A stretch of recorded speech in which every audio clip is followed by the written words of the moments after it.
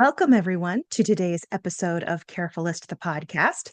I'm Katie Christophic, founder of the Carefulist. Today, we welcome Paul Wynn to the show. He's an award winning author and expert on patient advocacy and strategy. Welcome to the show, Paul. Oh, it's so great to be here, Katie. I've admired your show from a distance for so long, so it's such a pleasure to be here. Thank you. I appreciate that. I have really been looking forward to this conversation based on conversations you and I have had before. And so, for the audience who has not yet met you, could you please share your caregiving story and where it starts? Yeah, so like so many people in their 30s and 40s, they find themselves being part of the sandwich generation, where they're raising young families, but also starting to care for aging family members. And that's where my caregiving journey started. Just when my wife and I were starting to have a young family, my mom and my uncle both were diagnosed with Alzheimer's. My uncle was first. He was a Catholic priest in Connecticut, about 2 hours northeast of me. And then my mom lived about 2 hours south of me in Philadelphia. So I was sandwiched between the two of them. And it was a really challenging time because I felt like I was pulled in a million directions. I wanted to be there for my wife and my young kids, but then I also wanted to be there for my uncle who really didn't have any family that lived nearby. I was of all the family and his 13 nephews and nieces, I lived the closest, but still 2 hours away was not really considered close. Yeah. My mom was in a slightly better position. I'm the youngest of four. My brothers and sister, cousins, neighbors, they were around her to support her and be there to check on her on a regular basis. So I was a little bit more of like a secondary support caregiver in that situation. But I Mm. really felt more of the pressure with my uncle because I really Yeah. felt like he needed more of the attention. But it was really challenging because I was also working full time, and then so many other caregivers just caught in the middle. And Yeah. so I was in that situation for several years until my uncle passed away first, and then my mom followed about a year later. So it was I'm a sorry. Thank you. It was definitely a difficult time, and my caregiving journey continues. My father-in-law is now diagnosed with early Alzheimer's, so I'm supporting my wife with that journey. So we had a pause for a while, but now we're back in it, and I feel like I'm a much better caregiver this time around. I feel like I know where the resources are. I know who to turn for support and help. I definitely don't feel as alone as I did that first time around. Yeah. Well, you said a couple of things I'd love to touch on. First, you are sandwiched literally and figuratively based on your location and all of that. And for the folks who are listening who don't live in the Northeast, 2 hours from New York to Connecticut sounds like a short trip, but the traffic in that area, like it's 2 hours if you're lucky, right? Yeah, it's a congested area. You're on, I-95, which is the main artery up the coast from New York City to Boston. So it's heavily traveled. And yes, the trip back to Philadelphia was also on busy highways and turnpikes. So it's not the easiest travel, but I certainly could do it in my sleep. I did it so often. Yep. Oh boy, I understand that. My trip to my parents was 2 hours as well. It was a little bit more predictable in the traffic side of things. But I do feel for you, especially that trip down to Philly, because we have aunt and uncle who live in North Jersey, and there are times where we're like, okay, this is going to be a 2.5 hour trip, and it is. And there are other Yeah. times it's a 5 hour trip. It's like, It's so unpredictable. I know. and it's a lot like caregiving in that way, right? You just never know what it's going to throw at you. That's for sure. I know there's so many parallels. Yeah. So when you were first caregiving, you had alluded to being more prepared now. When you were first caregiving, I would imagine, obviously, it's a challenge because you've never done it before, but it was also at a time where people weren't talking about it. Yeah. And I mean, they're talking about it a lot more now than they were at that time. But even when I started taking care of my mom and participating in that process, it was 2010, 2011. Um, People my age certainly weren't talking about it because they weren't experiencing it in their late 20s and early 30s. Mhm. Yeah, I can completely relate to that. When you think back to that period 2010, that's pre-COVID, before, all these amazing podcasts like yours came on the scene. There Mhm. certainly were books out there, but there was not as many rich, like a variety of books Yeah. to choose from. I also feel like there was fewer support groups available to people. It just wasn't part of the conversation that you heard, amongst your peers, even in society. It just wasn't talked about as much. And so I think a lot of people felt very isolated and alone. And that's what really kind of led me and inspired me to write the chapter about being part of the sandwich generation for the Caregivers Advocate Volume 2 that was released this past summer. Because Mm. I feel like that generation, especially, really deserves more focus, attention, and more voices out there supporting one another. Because when you really think about it, there's not a whole lot of support groups that sandwich generation caregivers really kind of fit well into. You have a lot of support groups for spouses, older individuals. And I Mhm. think a lot of times, at least I can speak for myself, especially as a male caregiver, you just don't really feel like you fit into some of those support groups. Either Yeah. it's mostly women or they're older. And so I think this time around, I definitely fit more into that older demographic, and can relate to the trend and the generational shift that's happening. But the first time around, it was definitely harder to relate to people.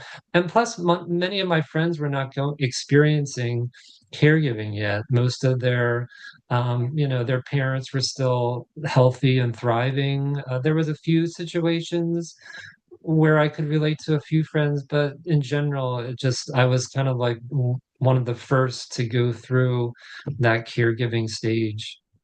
Yeah. I remember my dad saying when he was looking for support groups that he was in the right age bracket, but he was the wrong gender kind of thing. Yeah, Like it was very female heavy. And that makes sense to a point.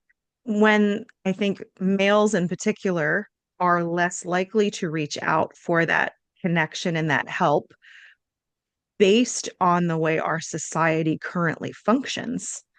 um, when they are ready for help, it's even harder for them to find what they're looking for because there aren't as many resources directed to men who are providing care. yeah.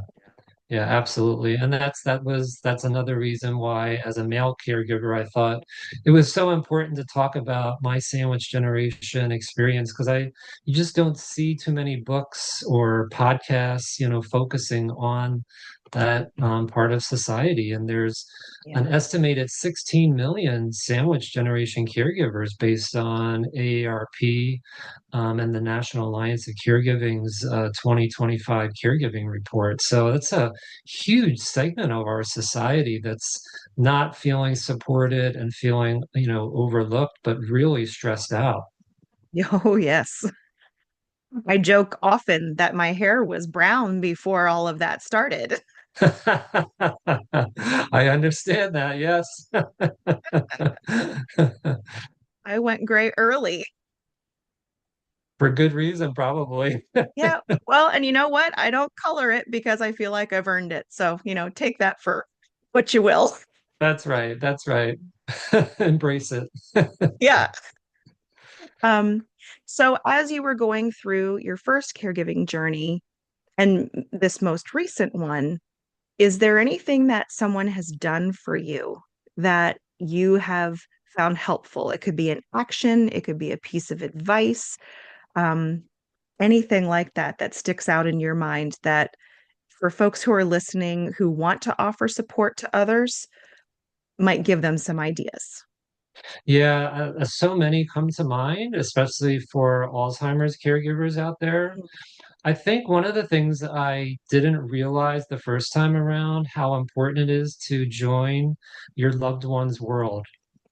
Mm, And what I mean by that is, we have this image of our, parents, our older family members, as these amazing people in our lives, that you can have wonderful, rich conversations with and joke around, and you have this history with them, and it's fun to tell stories and share experiences with them. And that it can still continue to some degree as the Alzheimer's progresses, but of course it's going to be limited. And I think we want to keep them in this old box where they can still do all these things, yeah, and we're not accepting the changes that are happening on a regular basis. And so I think like accepting the changes, joining their world, and specifically like, if they mix up a date or mix up a story, there's no reason why you have to correct them. Just right. Oh, yeah. just accept the story as it is, or Mhm. something that I learned early on too was, don't feel like you have to change every little thing in their stories so that it fits the narrative that you remember.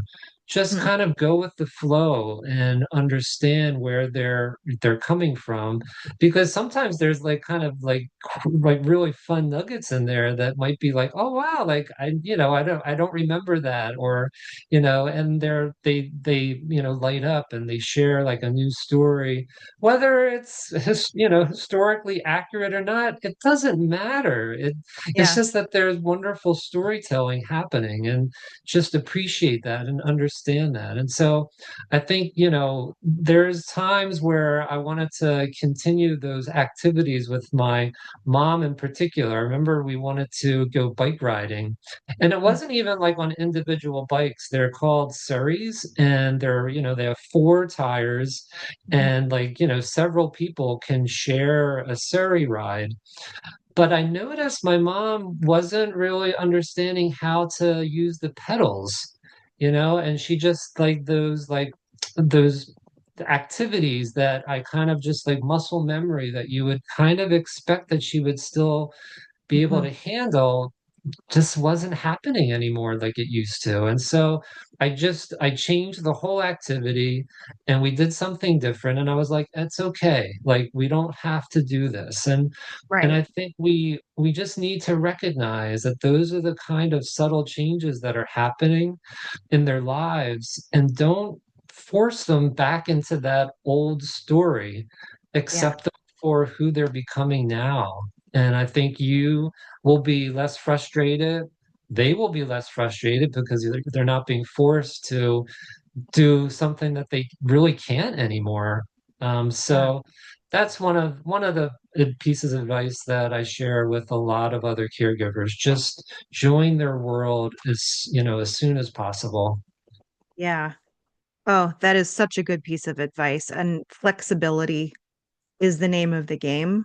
And like you said, not correcting them because that part of their brain doesn't work the way that it used to. So the logic and the reasoning, it's not there. Yeah. So just letting them, obviously, safety is important. But if whatever they're doing or whatever they're saying doesn't put them at any kind of a safety risk, you just kind of treat it like an improv game and see where it leads. Yep. exactly. Yeah.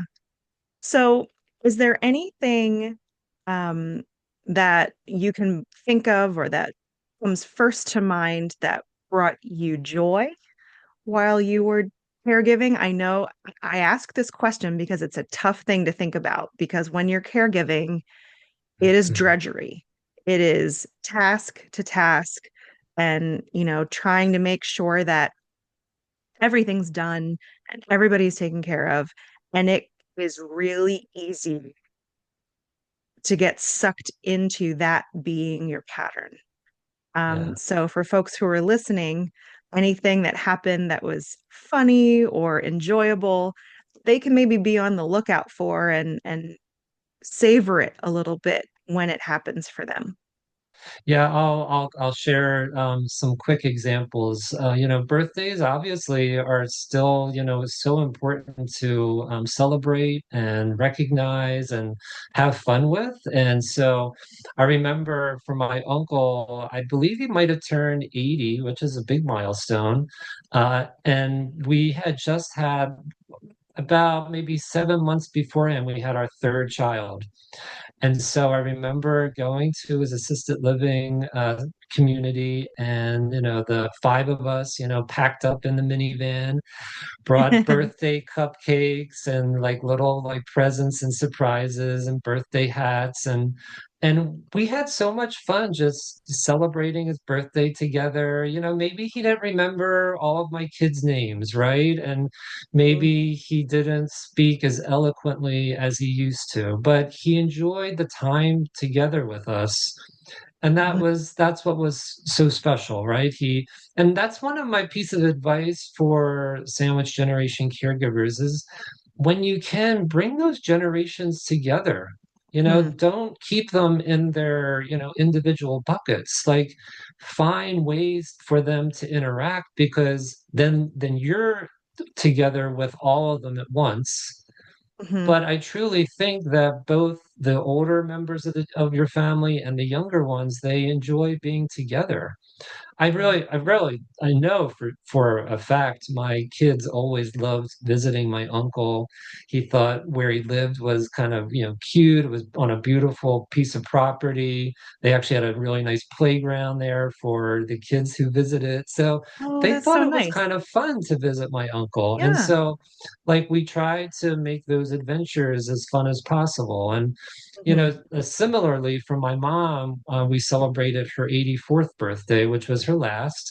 But what we did was we invited many of her old time friends and neighbors to join us, which again, like, I think sometimes families are maybe ashamed of their family members as they advance through Alzheimer's. I mean, my mom looked different, her Mhm. hair wasn't as I guess as perfect as it used to be, or she wasn't wearing her nicer clothes. She was just wearing pajamas or whatever. But Yeah. it doesn't matter. Like, they don't have Right. to be, it's not about their looks or what they're wearing. It's about that human connection. And when my mom saw some of her old friends, she just lit up and just smiled and just was so happy to see them, and it was a beautiful thing to witness. And so I Yeah. think finding those opportunities is just so special. And my mom actually was able to sing happy birthday song along with us in certain parts. I mean, she didn't Yeah. know it, from A to Z perfectly, Mhm. but my oldest son actually noticed that she was singing happy birthday, and he was just so excited. He's like, "Grandma, I'm singing out," and it was just, I'll never forget that. And that was just Yeah. so special to see that and see that connection still happening even when she was in the advanced stages of Alzheimer's. So I Mm. do think there's such an opportunity to bring those family and friends together, and enjoy those moments and the joy that comes out of it. Thank you so much for sharing that. Those special moments are super important. And you actually just jarred a memory for me, which I appreciate so much. Um, my husband's grandfather had Alzheimer's toward the end of his life, and he was in assisted living. And we went to visit, I think it was Easter time, maybe. And our son, who is named after his great grandfather, um, he was maybe 2 at the time. And so, we were like, okay, how's this gonna go? We don't want him to, because he's so little, we don't want him to like upset Papa if it's too much going on. Um, and my son and my daughter, like just kind of put on a show for him. They were just giggling and running around, and he was so happy watching them.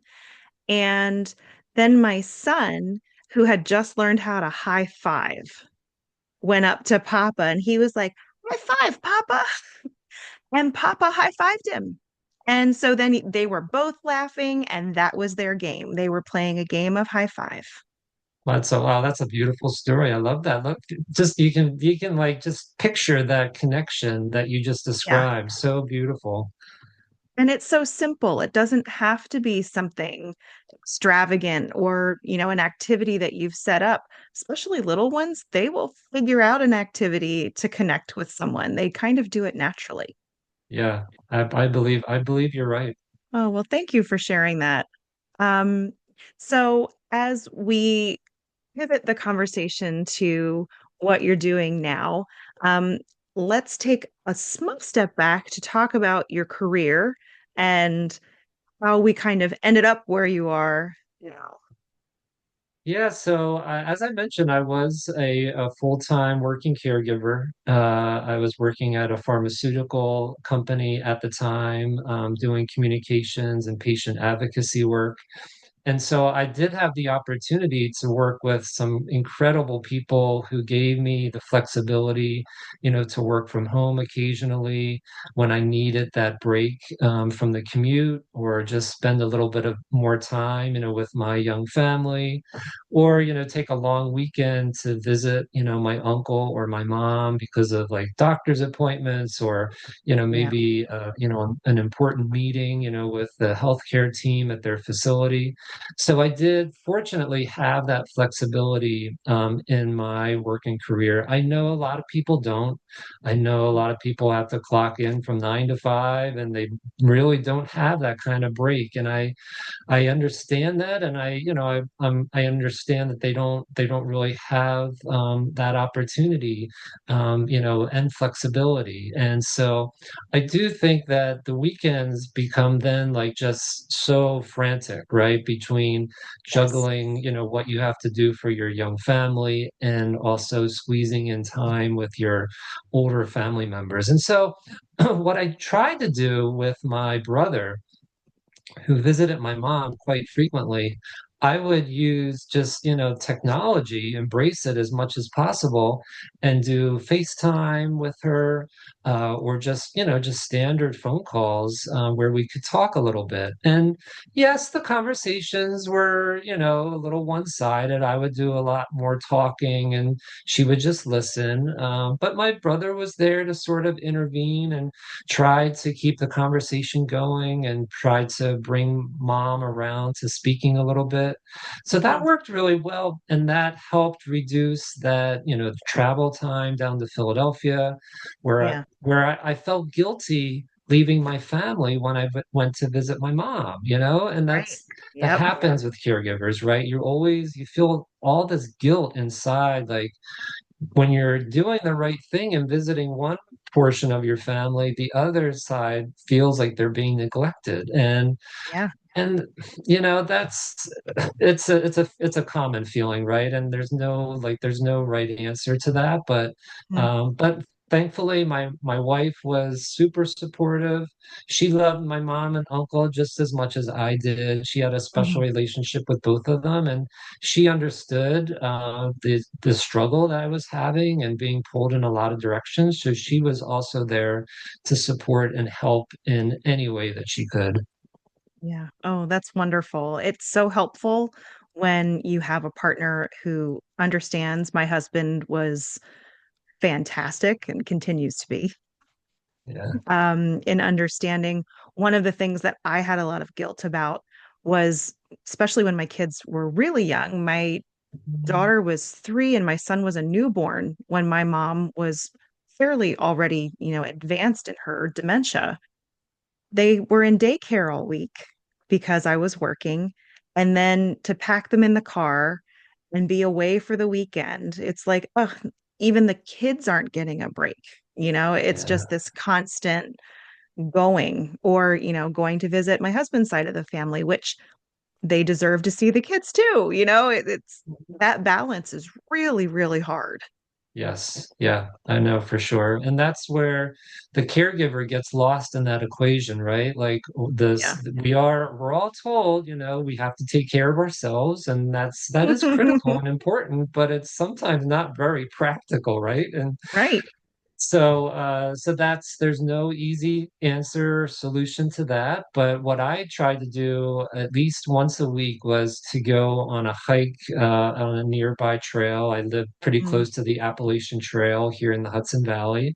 And mm, so I would find like a early morning, just, maybe before the workday started, just to go for a nice healthy hike, just clear my mind, spend some time either by myself or my wife would join me, and we would enjoy some time away from the kids, away from caregiving, and just stay connected and just feel human again. And I yeah. think, it doesn't have to be a hike. It could be a 5 minute meditation. It could be listening to a favorite song on Spotify. It could be, whatever, some herbal tea, or, just something that's relaxing, that helps you just take a break, some breathing exercises, whatever works for you.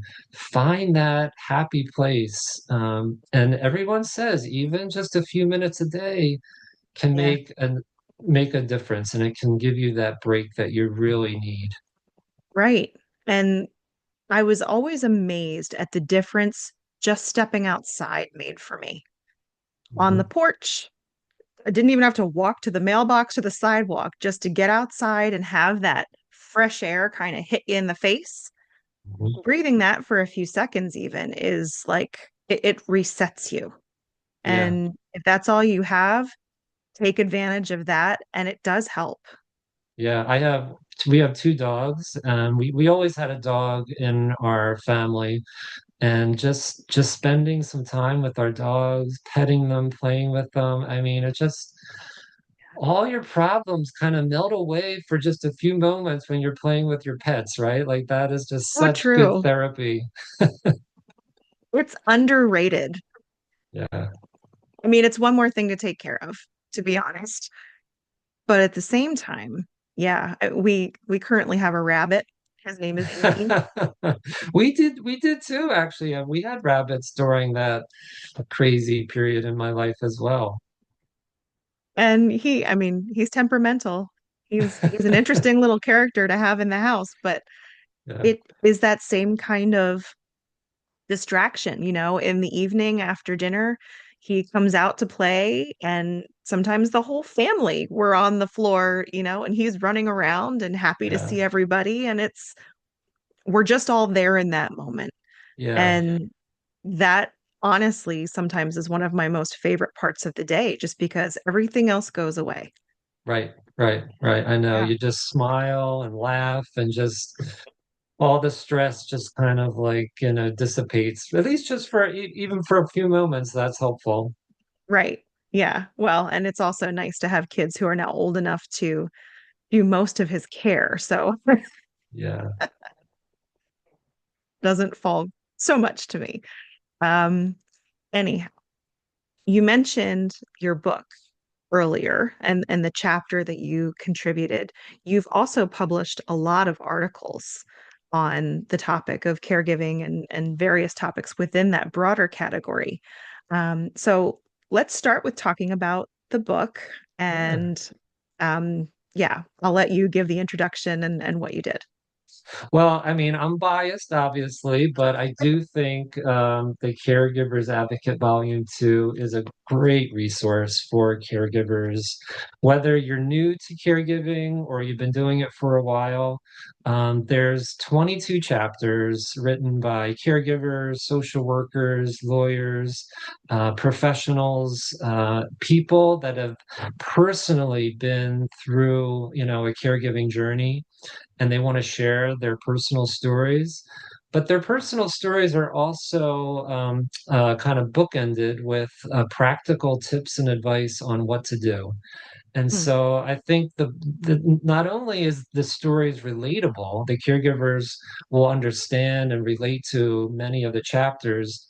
They'll also have like really great, just relatable advice that they can apply to their lives.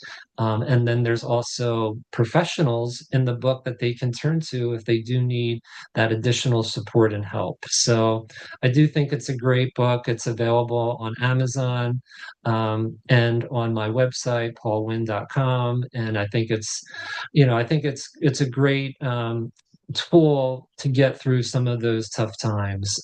There's so many other books out there too that are very specific to specific caregiving journeys. Like if you're dealing with Alzheimer's, with cancer, with other chronic diseases, different situations, long distance caregiving, sandwich generation caregiving. That definitely needs more books, but hopefully we'll start to address that sooner than later. yeah, And I think that's great. And you're right. I've had the honor of writing about caregiving for several publications over the years, and I think that's also the difference between my first journey with caregiving and my current one is that in that time, I've been writing about the topic in depth for a while. And so now I truly understand like where to turn to for resources. I've developed so many good, friendships and acquaintances with other caregivers. And now I can just like pick up the phone and be like, help, like I have this problem, like what should I do? I yeah, mean, there's people I've turned to, who I've spoken to over the years, and they're always so supportive and helpful. Like, I think that's the beauty of the caregiving community. Like, yeah. everyone is out there to really pay it forward and Mhm. support one another and help everyone feel like they're not in it by themselves and so Yeah, isolated. Like, I think that's one of the just beautiful things about our caregiving community. I truly appreciate and so it's not competitive in any way. It's more collaborative mm, that I've found. And so I think there's support groups out there. They might have your best friend might be waiting there for you and you don't even know it. And so I encourage people to get involved with support groups and find what's out there, whether it's yeah, in person, whether it's virtual or Zoom or whatever. I think there's a way to connect with other people. AARP has a great caregiving Facebook group if people are interested. So many resources out there. It's just a matter of finding them and figuring out the right fit for you because everyone's yeah. different. Right. And there's also a really great sandwich generation caregiving group on Facebook. So if anybody is Yeah, not aware of that, I'm a member, and there is a lot of really good information sharing in that group as well. yeah, completely agree, Katie. Yeah. Um, is there a favorite article that you've written? I'm just curious. I've gotten that question a lot, and oftentimes it's the articles that I've written pretty recently that really Mm, kind of strike me as so meaningful. There's too many to choose from and favorites and so many like great caregiving stories yeah. that I've gotten a chance and honor to write about. One thing that does strike me is the level of caregiving that is happening in homes in terms of the complexity of care that they're handling is Yes. really just blows my mind. How, I mean, some of these caregivers are acting basically like nurses and Hmm. therapists and um, trained, healthcare professionals, even though they don't have that background, they are Hmm. doing so much for their loved ones. I mean, whether it's feeding tubes or, oxygen therapy, I mean, there's so much happening in the homes, and it's getting more and more complex. And Hmm. I think that's a trend that I have been covering lately. And I think it's great for them to be able to do that at home, but I also think that's not an expectation that most caregivers should be, they should be thinking that they all need to do. I don't think that's the right fit for everybody. Yeah. And when it gets too complex, I totally understand that decision to move them into, assisted living or a nursing home, because Hmm. not everybody has that aptitude or energy or interest in learning how to do all this complex care. It's Hmm. it's very overwhelming. So Yeah. I often say, like, if it gets too much, like, then you have to explore other living arrangements, or get more care coming into your home, because it's just too much for one or even two people to handle. Yeah. I had a conversation with someone recently about, excuse me, when someone leaves the hospital, whoever is there to bring them home, the hospital assumes you are their caregiver, and anything that needs to be done, whether it is, you know, IV therapy at home that you are now going to have to learn how to, do the injections or whatever. I haven't had to do it, thankfully, so I don't even know exactly what I'm talking about. Or the feeding tube situation, or all of these other more complex things that they are more frequently relying on family and unpaid caregivers to handle. And I completely agree, not everybody has the aptitude for it, but at the same time, a lot of people just, it's so stressful and overwhelming, to make sure that you're going to do it right, that you're not going to do any harm. I'm lost for words right now because I am overwhelmed at the thought of having that amount of responsibility for someone's health and safety placed on me. Right. I mean, you're talking life and death situations, Yes. if you're not keeping on track. I mean, I've talked to some people. I mean, it's literally 24/7 care, Yeah. and they have shifts, of like paid caregivers, unpaid support, Hmm. family that's rotating, and they like actually have to put a schedule together, who's Yeah. handling what shift, because the loved one can't be left alone. I mean, Right. it's very intense out there. And I mean, that's where caregiver burnout, I mean, happens so Hmm. frequently. So that they really have to be careful that doesn't happen to them, because the loved one is so relying on them, right? I mean, for Yeah. all this care, but it's just can be so overwhelming for people. Yeah. It's an unfortunate, massive gap in the system. So I think as a caregiving community, a lot of the conversations we have, sometimes online, a lot of times offline, is, what do we do to help fill in that gap and provide support and care to the people who are providing the care? And so that's where books like the one that you've just participated in are extremely helpful because it does have, excuse me, the tips and the additional information that you might need at 2 o'clock in the morning and you can't just call somebody, right?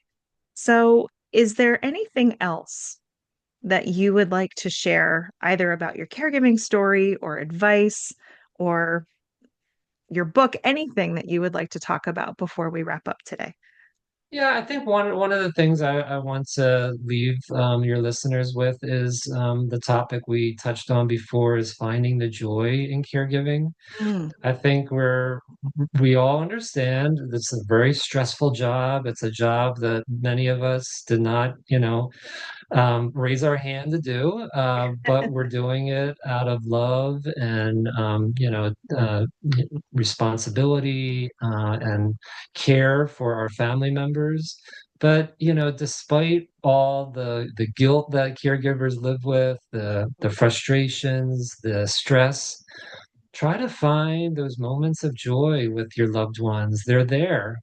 Yeah, But sometimes in the chaos of it all, they get lost. right.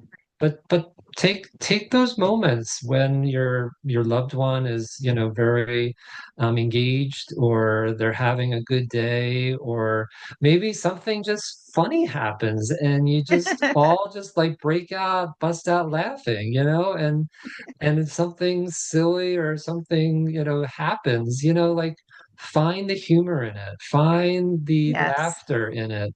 Don't take it so seriously, because we're all, and don't assume perfection either. I mean, this is not yeah, about getting it right all the time, especially when it comes to all that complex care. There's no way, as an untrained healthcare professional, caregivers can be expected to do it right all the time. right. And so, leave that perfection label on the ground and just accept that you're going to make mistakes. But during those mistakes can be moments of fun and joy, and It's true. just enjoy it, embrace it, have fun, and find opportunities to laugh with your loved one. Yeah. Oh, that is such good advice. Um, it was the cornerstone of the care that we provided to my mom, really, especially my sister and I. We found all kinds of things to laugh about, appropriate or not. If you're not laughing, you're crying, right? So Yeah. Yeah. finding joy and humor is key. Well, Yeah. thank Yeah. you so much for joining us today, Paul. For anyone who's interested in finding a chapter that he contributed to the book Caregivers Advocate, Volume 2, it will also be available on our website. And we'll put Paul's website in the show notes for the podcast. You can find it there.